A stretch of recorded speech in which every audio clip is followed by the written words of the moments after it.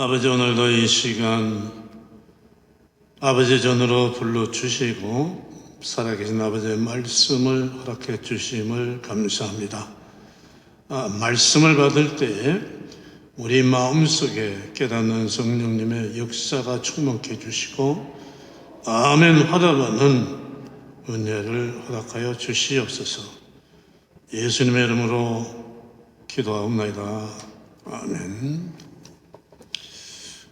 모래사장에 있는 해변이 아니고 바위돌들이 있는 해변가를 나가보면은 크고 거센 파도가 무섭게 몰려오면서 바위들을 다 깨부술 듯이 덮치는 것을 볼 때가 있습니다.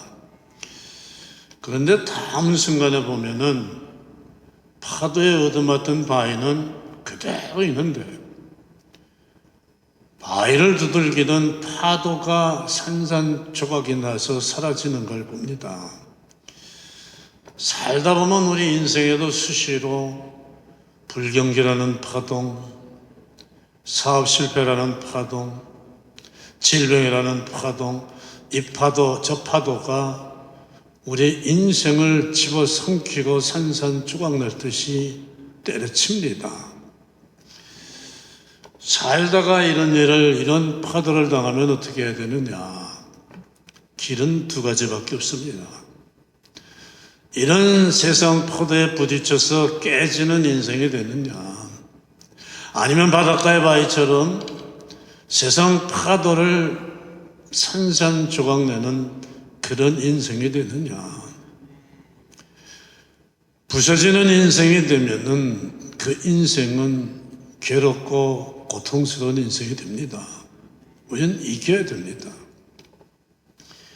오늘 말씀을 보면은 배를 타고 가다가 풍랑을 만나서 물에 빠져 죽게 돼가지고 벌벌 떨던 베드로가 자기를 떨게 하던 그 물을 밟고 물 위를 걸어가는 모습이 나옵니다. 바로 이겁니다. 우리도 세상 파도를 밟고 걸어갈 수 있을 수 있습니다. 그렇게 되려면 첫째로 예수님이 어떤 분이신가를 정확히 알아야 됩니다. 예수님의 제자들이 배를 타고 가다가 무서운 풍랑을 만나가지고 있는 힘을 다했지만은 어쩔 수가 없었습니다. 힘이 다 빠져가지고 이제는 기진맥진 죽게 생겼습니다. 이때 주님이 제자들에게로 오시는데 물 위로 걸어 오셨습니다. 자기들이 빠져 죽을까봐 무서워하는 그 물을 밟고 물 위로 걸어 오시는 예수님을 보자 이 도무지 믿을 수 없는, 상상조차 할 수 없는 이 광경에 제자들은 예수님을 보고 기가 막히게도 유령이다, 귀신이다 소리를 질렀습니다. 상상도 못할 일이니까. 예수님에게는 이런 일이 아무것도 아니라는 것, 예수님이 얼마나 엄청난 일을 하실 수 있는 분이라는 걸 제자들은 아직 다 정확히 모르고 있습니다. 그러다가 베드로가 예수님을 알아봤습니다. 이때부터 베드로가 달라집니다. 예수님을 몰라볼 때는 물을 보고서 무서워하던 베드로가 예수님을 알아보고 나서는 죽을까봐 무서워하던 그 물 위를 걷게 됩니다. 우리가 예수님을 믿는다고 해도 우리가 믿는 예수님이 얼마나 놀라운 분인가를 정확히 모르면 이렇게 됩니다. 아무것도 아닌 일에도 걱정하고 두려워하는 거예요. 그러나 예수님이 어떤 분이신지, 예수님이 얼마나 놀라운 능력이 가신 분인지 알게 되면 담대해집니다. 예수님이 오시니까 제자들을 죽일 것 같이 흔들어대던 파도는 사라지고 잠잠해지고 제자들은 살아났습니다. 제자들이 풍랑보다 강해서 이긴 게 아닙니다. 예수님이 찾아와 주셨고 예수님이 이기게 해주셔서 이긴 겁니다. 예수님은 우리 인생을 깨부수리러 가는 세상의 파도로부터 우리를 이기게 해주시는 분이십니다. 예수님이 원하시는 것은 세상의 파도를 이길 수 있는 능력이 아닙니다. 예수님을 정확하게 바로 아는, 그리고 예수님의 능력을 믿는 그런 믿음을 원하시는 겁니다. 이런 예수님을 바로 알고 예수님만 믿는 믿음을 가지고 세상과 타협하지 않고 굴복하지 않고 그 믿음으로 세상과 맞서 싸우는 그런 믿음을 원하십니다. 그러면 주님이 이기게 해주시기 때문입니다. 무리로 걸어오시는 예수님을 보고서 베드로는 그런 믿음이 생겼습니다. 저 주님이 나로 하여금 무리를 걷게 해주시면 나도 무리를 걸을 수 있다. 그래서 주여 나도 걷게 해주시옵소서 주님에게 간구를 했고, 이 믿음 안에서 주님의 역사하셔가지고 베드로가 무리를 걷게 됐습니다. 주님은 이런 주님이십니다. 우리가 벌벌 떨고 두려워하게 나면서 아무것도 안 하고 있으면 도와주실 수가 없습니다. 주님을 믿고 담대히 믿음으로 맞서 싸울 때 이기게 해주십니다.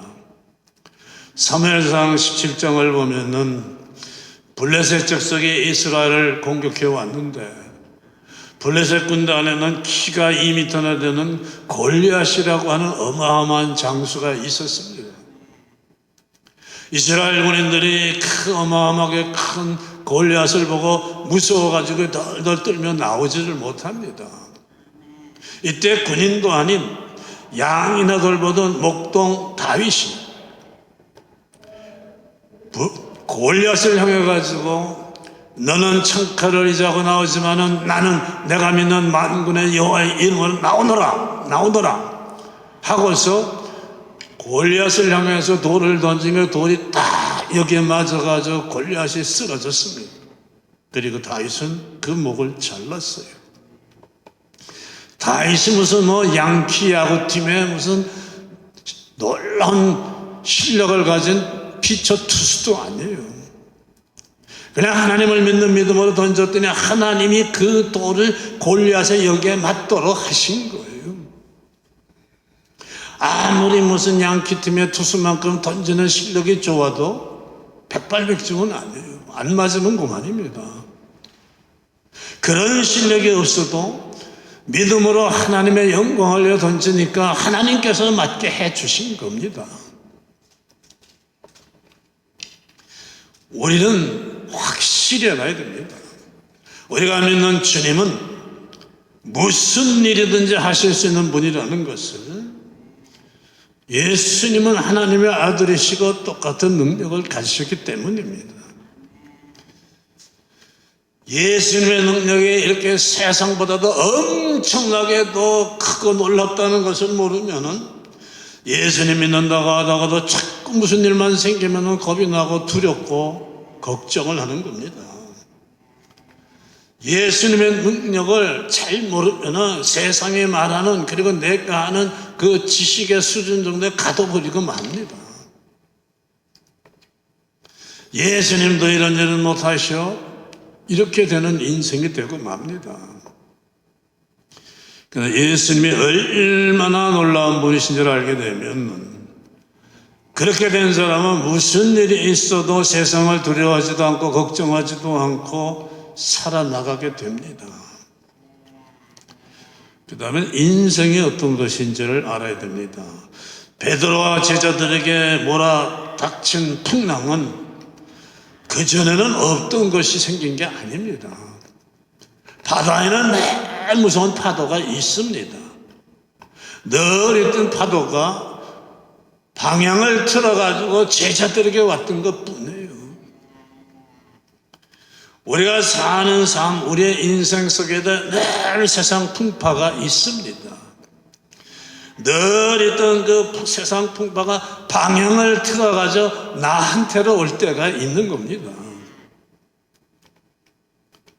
그런데 우리는 이 폭풍이 언제 올지를 모릅니다. 알아도 이길 능력도 없습니다. 그래서 주님이 필요합니다.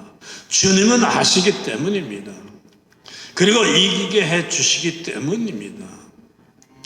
제자들에게 풍랑이 몰아쳤을 때 주님이 찾아오시고 이기게 해 주시듯이 주님은 이런 분이십니다. 다 아시는 분이시고 우리를 찾아와서 세상 풍파를 이기게 해 주시는 분입니다. 그런데 주님이 우리를 찾아오시고 우리를 이기게 해 주시기 위해서 우리가 알아야 될 아주 중요한 한 가지가 있습니다. 지금 제자들이 가는 길이 주님이 가라고 해서는 가는 길이라는 거예요. 자기들 마음대로 가는 길이 아닙니다. 이게 중요한 겁니다. 그래서 주님이 제자들에게 오신 거고 이기게 해주신 겁니다. 나 혼자 잘 먹고 잘 살려고 내 일만 열심히 하면서 내 마음대로 살다가 어려운 일을 당하면 안 됩니다. 그건 주님의 책임이 아니에요. 그러므로 우리가 주님이 가라고 하는 길을 가며 주님이 하라고 하신 일만 하고 살면은 아무리 어려운 일을 당해도 괜찮습니다.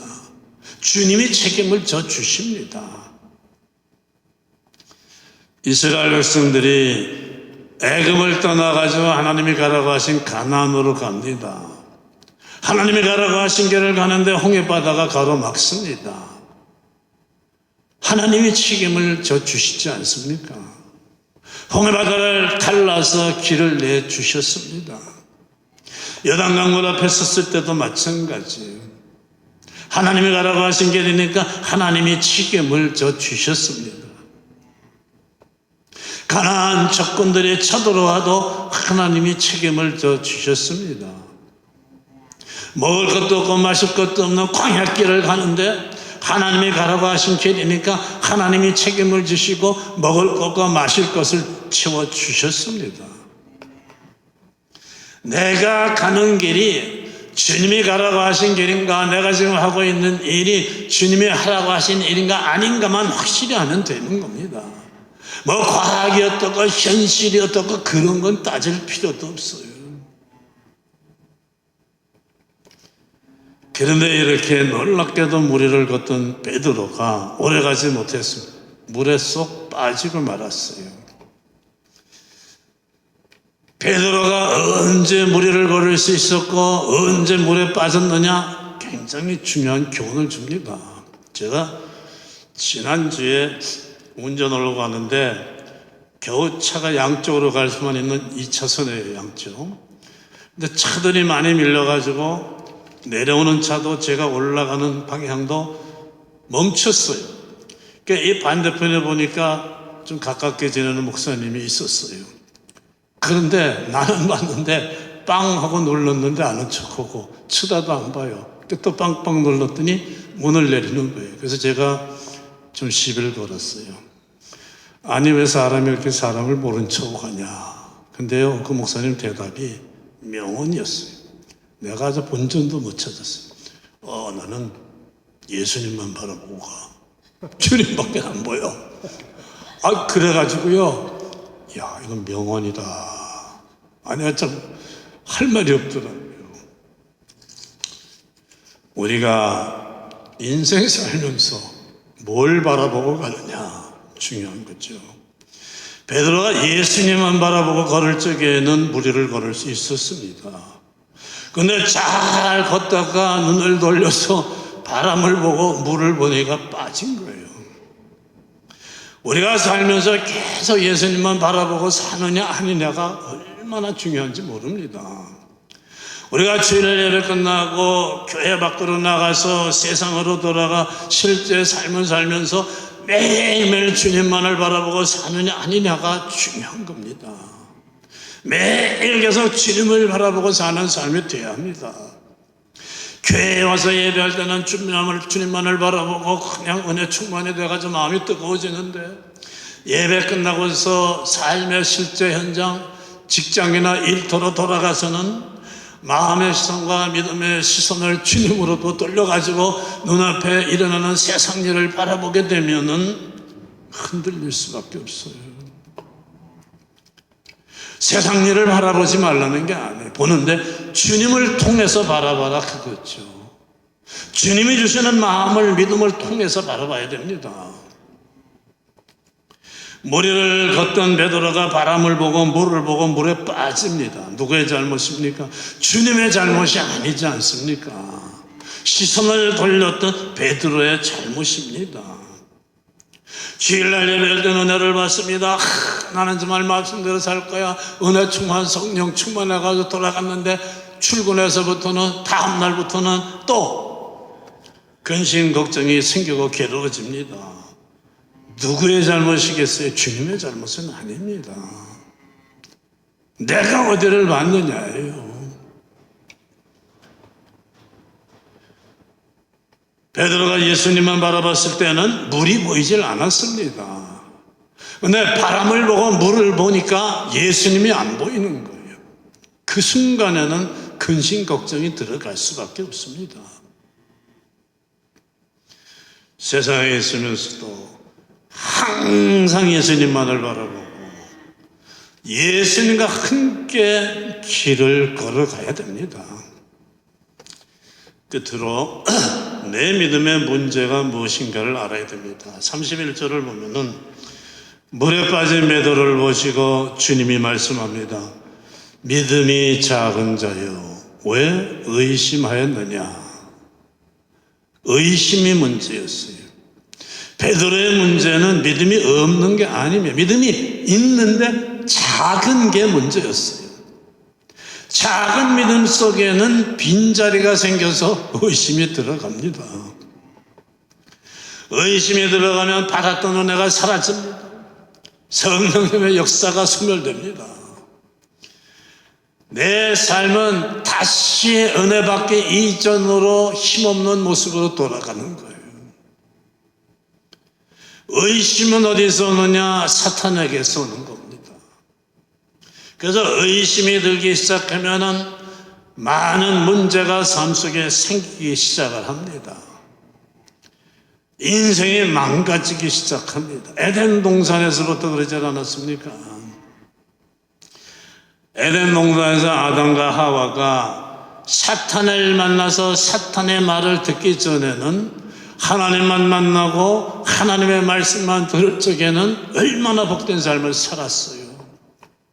사탄의 말을 들으니까 선악과를 먹어도 돼 죽지 않아 하는 사탄의 말을 들으니까 선악과를 먹으면 죽으니까 먹지 말라고 하는 하나님의 말씀에 대해서 퀘스천이 생기고 의심이 들기 시작을 했습니다.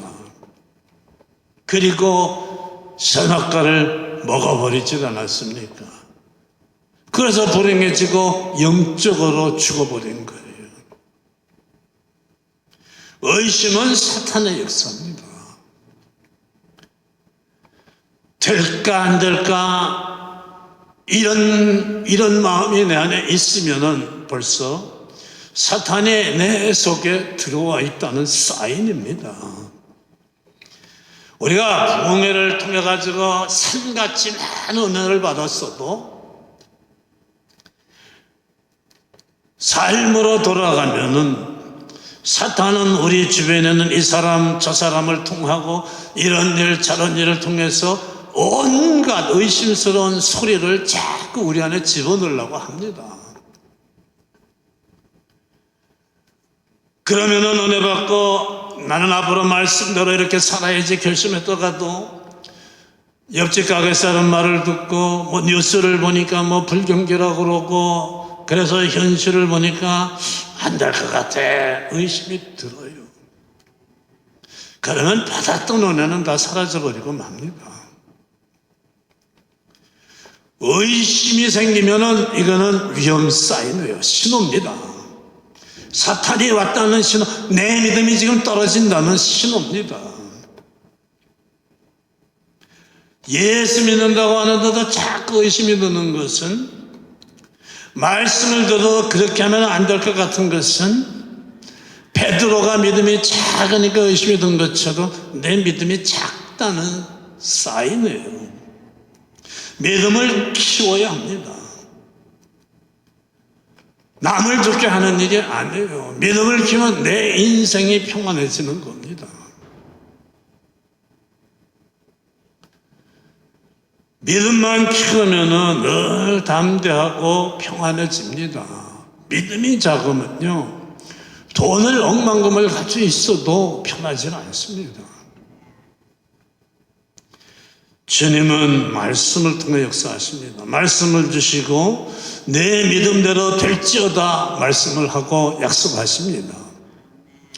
말씀을 그대로 믿는 믿음, 나아가서 그대로 하는 믿음이 되면은 주님이 약속하신 대로 복된 삶이 되는 거예요. 아니면 안 됩니다. 될 듯 하다가 안 되는 성도들은 문제를 자기에게서 찾아야 합니다. 과학이 어떻고 경제가 어떻고 현실이 어떻고 자꾸 그런 거 마음 쓰면 쓸수록 나만 손해입니다. 그건 베드로가 본 바람이나 파도와 같은 거예요. 자꾸 나를 두려워하고 겪게 하고 의심하게 만드는 겁니다. 주님이 어떤 분이 있어요. 과학이나 현실을 바꾸시는 분이시지 않습니까? 세상보다 더 강하고 능력이 있으신 분이 우리 주님이십니다. 어떤 목사님이 쓴 책에 이런 글이 있어요. 믿음은 환경을 초월해서 승리를 승산한다. 말씀을 붙들면 세상이 쓰러지고 말씀을 놓으면 내가 쓰러진다. 맞지 않습니까? 베드로가 물에 빠지게 됐자 주여 나를 구원하소서 하고 외쳤습니다. 그러자 주님이 도와주셔서 베드로의 문제는 사라졌어요. 내가 확실히 믿지 못하고 마음에 의심이 좀 있다 생각하면은 주저하지 말고 주여 도와주시옵소서, 의심을 부숴주시옵소서 소리쳐야 돼요. 그럼 주님께서 이기게 해주십니다. 믿음과 의심은 같이 갈 수가 없어요. 믿음이 커지면 의심이 없어져요. 의심이 커지면 믿음이 없어집니다. 둘은 절대로 같이 갈 수가 없어요. 주님을 정말로 믿는다면, 정말 말씀드린 대로 믿는다면 의심하지 말아야 됩니다. 주님을 믿습니다. 주님께 순종하겠습니다. 주님의 양잿물을 먹으라고 해도 먹겠습니다. 이 정도가 돼야 돼요. 여러분, 주님이 주시는 양잿물은요 먹어도 돼요. 주님이 주시는 양잿물은 먹으면 금덩어리로 변합니다. 별로 안 믿는 것 같으시네. 목사님이나 많이 잡수세요. 이 정도의 믿음이 돼야 됩니다. 믿음은 계속 자라가야 되는 거예요. 여러분, 믿음이 계속 무한대로 자라가는 게 아니고, 내가 예수님을 믿고 세례받고 영접할 때 믿음 그대로 있다는 내 인생 얼마나 한심해요. 무한대로 자라가는 믿음, 그것이 믿음이니까 내 인생은 무한대의 소망이 있는 거예요. 무한대로 기쁨을 날마다 더 크게 맛볼 수 있는 거예요.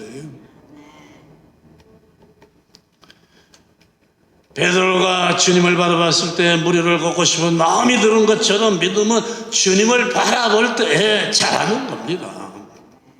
그러므로 주님을 끊임없이 바라보고 따라가야 돼요. 그때 계속 믿음이 자라요. 주님을 떠났을 때는 믿음이 자라지 않아요. 있던 믿음도 줄어듭니다. 주님을 바라보는 방법은 다른 거 없어요. 말씀을 가까이 하는 것밖에 없습니다. 그러니까 계속 말씀을 통해서 주님을 만나야 믿음이 자랍니다. 요한복음 1장 14절은 말씀합니다.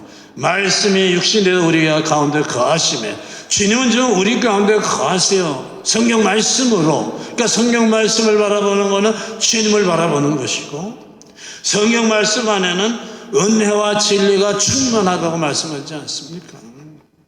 그래서 말씀을 가까이 할 때 은혜를 받기 시작하고 진리를 알게 되는 거예요.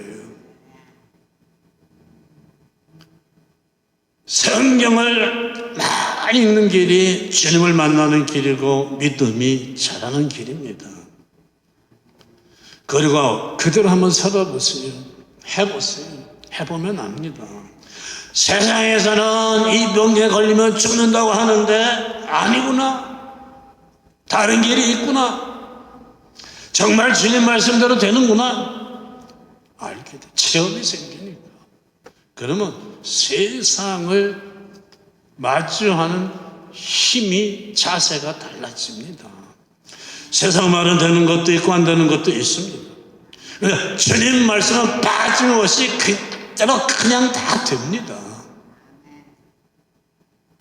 그러니까 말씀대로 살면은 믿음이 자라겠어요, 안 자라겠어요? 자랍니다. 경험이 생기니까. 믿음의 증거가 나타나니까. 그냥 믿음은 바라는 것들의 실상에 보이지 않는 것들의 증거라고 하지 않습니다. 증거로 나타나요, 눈에 보이게. 내가 믿는 것이 지금은 안 보이지만 때가 되면 눈에 보이는 증거로, 현실로 내 삶에 채워집니다. 세상 파도가 덮쳐와도 놀랄 필요 없어요. 늘 있는 겁니다. 우리는 그저 주님을 바라보면서 주님이 가라고 하신 길로 가면 됩니다. 그러면 승리는 우리 것입니다. 주님을 날마다 바라보고 주님을 가까이 하며 주님 말씀대로 행하는, 그래서 어떤 인생의 파도가 몰아쳐도 밟고 승리하는 그런 성도님들 되시기를 축원합니다. 기도하겠습니다. 하나님 아버지 감사합니다. 세상에서 있는 모든 피조물 중에도 제일 연약한 우리 인생들인데 주님이 함께 하심으로 바라보게 해주시고 갈 길을 알게 해주시고 할 일을 가르쳐 주시는 것을 감사합니다. 아버지, 주님이 명령하시고 보여주시는 길을 가며 우리가 해야 할 일을 할 때 승리자 되는 삶이 되기를 원합니다. 늘 믿음으로 승리하기를 이 시간 결정할 때 이 길을 달려가는 자녀들 되게 해 주시옵소서. 예수님의 이름으로 기도하옵나이다.